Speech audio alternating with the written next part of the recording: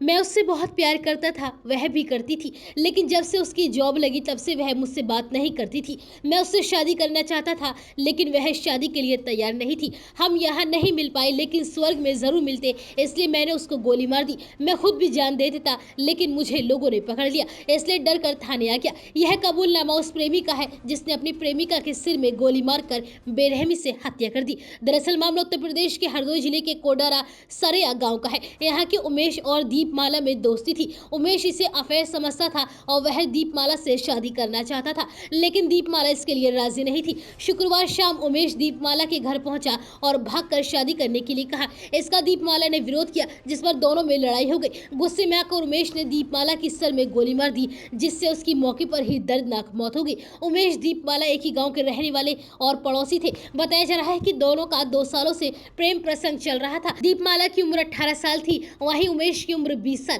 हाल ही में दीपमाला की पंचायत सहायक के पद पर नौकरी लगी थी। उमेश पानीपत में नौकरी करता था। इस दौरान दोनों की फोन पर भी लगातार बातचीत होती थी। दीपमाला ने पंचायत सहायक बनने के बाद थोड़ी बातचीत करनी उससे कम कर दी थी और यही बात उमेश को अखरने लगी। वह दीपमाला पर शादी का दबाव बनाने लगा, लेकिन दीपमाला अक्सर शादी के लिए मना करती थी। इसकी एक वजह यह भी थी कि दीपमाला की एक बड़ी बहन थी और पहले उसकी शादी होनी थी। दीपमाला के सही से बात न करने की वजह से उमेश परेशान रहने लगा। उमेश 12 दिन पहले पानीपत से गांव आ गया। एक बार 2 बार वह दीपमाला से मिला, लेकिन दीपमाला ज्यादा मिलना पसंद नहीं करती थी। इधर उमेश उससे शादी करना चाहता था। दोनों की जाति भी एक ही थी। शुक्रवार दोपहर 3 बजे उमेश दीपमाला के घर पहुंचा। घर में कोई भी मौजूद नहीं था। दीपमाला की भाभी छत पर बैठकर धूप सेक रही थी। उमेश ने दीपमाला से शादी करने के लिए पूछा और दीपमाला ने मना कर दिया, लेकिन उमेश मन बनाकर आया था कि या तो आज दोनों एक साथ यहाँ से भाग जाएंगे या फिर दोनों एक साथ मरेंगे। और जब दीपमाला ने शादी से इनकार कर दिया तो उमेश ने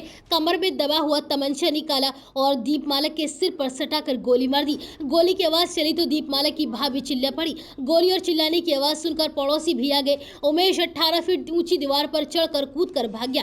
कूदने के दौरान उसका तमंचा वहीं कहीं गिर गया। अब वह खुद को गोली कैसे मारे, तो वह इसलिए सीधा 10 किलोमीटर दौड़ता हुआ पुलिस थाने पहुंचा और आत्मसमर्पण कर दिया। बताया जा रहा है कि दीपमाला शुरू से ही पढ़ने में अच्छी थी। इंटर में उसके अच्छे नंबर आए थे, इसलिए उसका पंचायत सहायक के रूप में चयन हो गया था।